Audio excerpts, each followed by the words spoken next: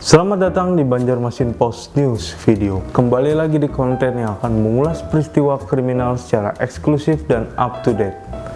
Bersama saya Apri, inilah Crime Story.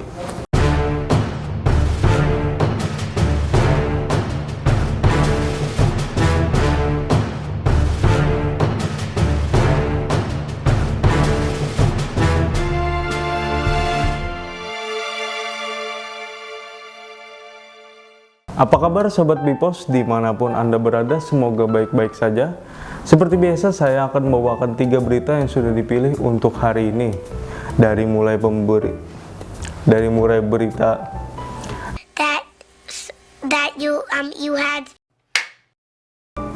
dari mulai berita pencurian motor sampai pembunuhan, dan inilah 3 berita pilihan pada hari ini.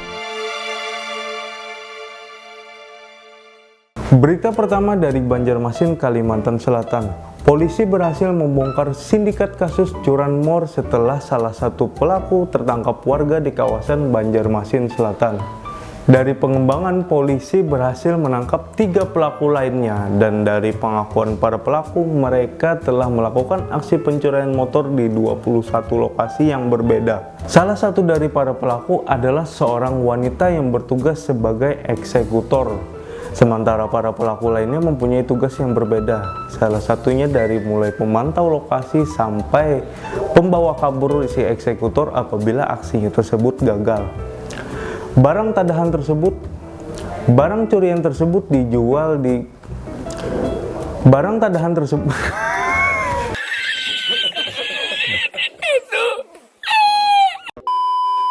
Barang curian tersebut mereka jual kepada para penadah mulai dari harga 2,5 sampai 3 juta rupiah. Berikut kita lihat laporan lengkapnya. Polisi berhasil membongkar kasus sindikat pencurian kendaraan bermotor di wilayah hukum Polresta Banjarmasin, Polres Banjar, dan Banjarbaru. Sindikat pencurian terbongkar setelah satu dari pelaku pencurian tertangkap oleh warga di kawasan Banjarmasin Selatan. Hasil pengembangan, polisi kemudian menangkap 3 pelaku lainnya. Komplotan pencuri sepeda motor ini kerap beraksi dengan memanfaatkan kelengahan korbannya. Bahkan sasaran pencurian adalah halaman parkir masjid serta musola. Pelaku mengaku sudah melakukan aksi pencurian kendaraan bermotor di 21 lokasi. Satu dari pelaku curanmor adalah seorang remaja perempuan. Ya, biasanya mereka bekerja bersama-sama. Ada yang mengawasi, ada yang eksekutor, dan ada yang standby di kendaraan. Kalau si cewek ini kan berapa kali sudah dan eksekutor? Si cewek ini sudah melakukan aksi langsung mengeksekusi sepeda motor 7 kali.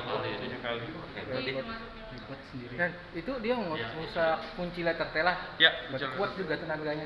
Kenapa? Kuat juga tenaganya. Sudah Ya. mereka belajar dari yang si Doyok dan lain-lain, CS, mereka diajarkan sehingga mereka sudah terbiasa. Semua pelaku memiliki peran berbeda dalam aksinya. Barang hasil curian dijual oleh pelaku kepada penadah dengan harga antara 2,5 juta hingga 3 juta rupiah. Siapa yang menyangka hanya gara-gara sebuah korek yang tidak mau menyala bisa jadi pemicu sebuah pembunuhan. Seperti yang terjadi di Dongko, Trenggalek, seorang cucu tega membunuh kakeknya dan melukai pamannya sendiri hanya gara-gara sebuah korek yang tidak mau menyala. Kejadian bermula saat paman pelaku menyuruh pelaku untuk membeli sebuah korek. Namun korek yang sudah dibeli tadi tidak mau menyala. Lantas paman korban marah dan langsung melemparkan korek tadi ke arah pelaku. Karena hal tersebut, pelaku marah dan langsung mengambil 2 bilah sabit dan mengancam bibi dan pamannya. Walau sempat terjadi kejar-kejaran antara pelaku dan korban, namun bibi dan paman korban berhasil kabur meskipun mendapat luka sabetan. Naasnya si pelaku kembali ke dalam rumah dan mendapati kakeknya yang sedang tertidur pulas di dalam kamar. Tanpa pikir panjang, pelaku langsung menyabet sabit tersebut. Tanpa pikir panjang, pelaku langsung membacok tubuh kakek Tanpa pikir panjang, pelaku langsung membacok tubuh kakek Sugio.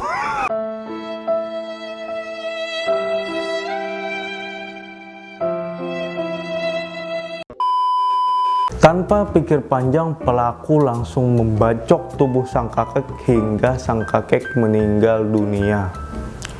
Berikut kita Stop it. Get some help. Berikut laporan lengkap. Kepala Desa Dongko Marni menjelaskan, selain kakek ada 2 orang yang juga dibacok oleh pelaku. Keduanya merupakan paman dan bibi pelaku bernama Mariono 64 tahun dan Juminem. Kejadian tersebut bermula saat Mariono meminta pelaku membelikan korek api. Saat kembali ke rumah, pelaku memberikan korek yang baru saja dibelinya kepada Mariono. Mariono kemudian mengatakan korek tersebut tidak bisa menyala.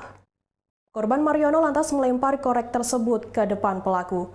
Mariono juga mencaci pelaku mengapa membeli korek yang tidak bisa dipakai. Mendengar kalimat tersebut, pelaku emosi dan mengambil 2 bilah sabit. Pelaku mengancam 2 korbannya, paman dan bibi pelaku, kemudian lari keluar rumah. Sempat terjadi aksi kejar-kejaran antara pelaku dan 2 korban itu. Juminem mendapatkan luka bacok di bawah pantat, sementara Mariono mendapat luka di kepala akibat lemparan sabit yang dilayangkan pelaku. Meski terluka, keduanya berhasil kabur. Namun saat itu, pelaku yang masih emosi masuk ke dalam rumah.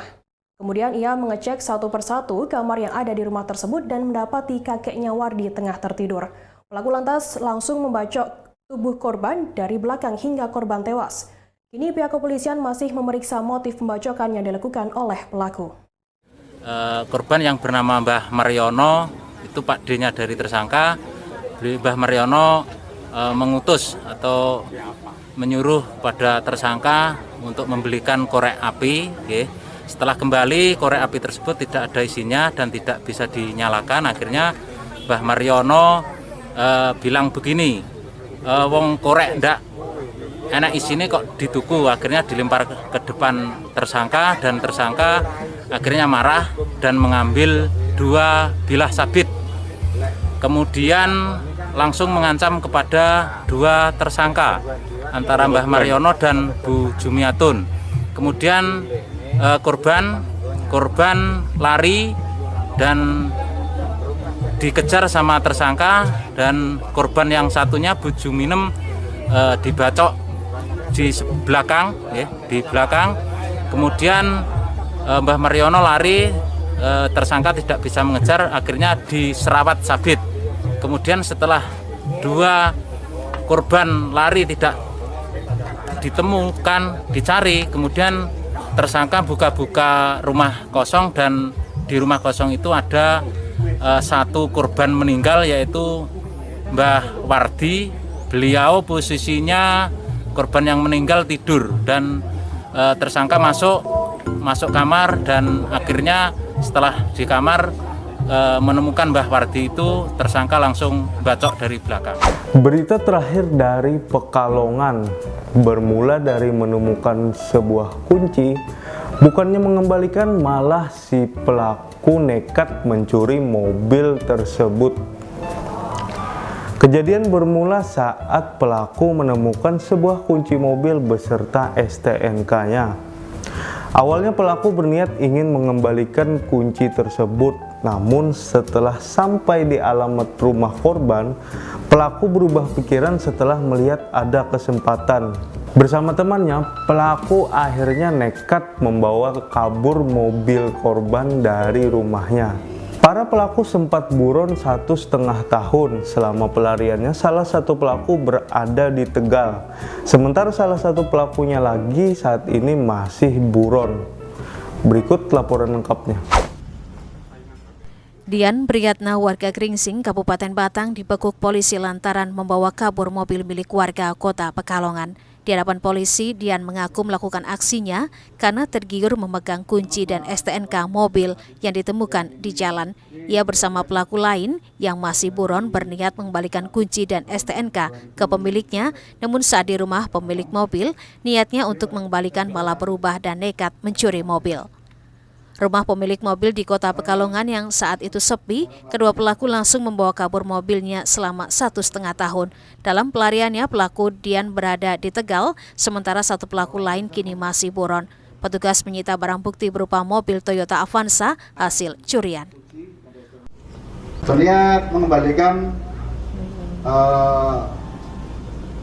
STNK tersebut yang kuncinya. Namun ada kesempatan hari itu di rumah dari keterangan si pelaku ini, di rumah tidak ada orang.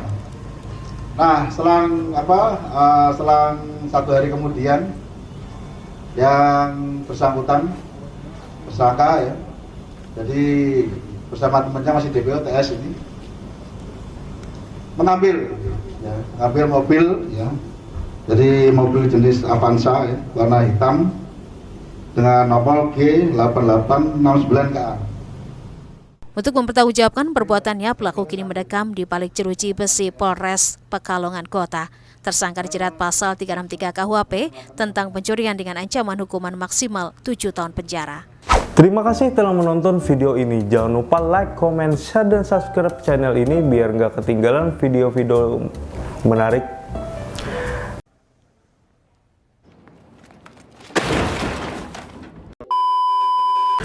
Terima kasih telah menonton video ini. Jangan lupa like, comment, share, dan subscribe channel ini biar tidak ketinggalan video-video menarik lainnya.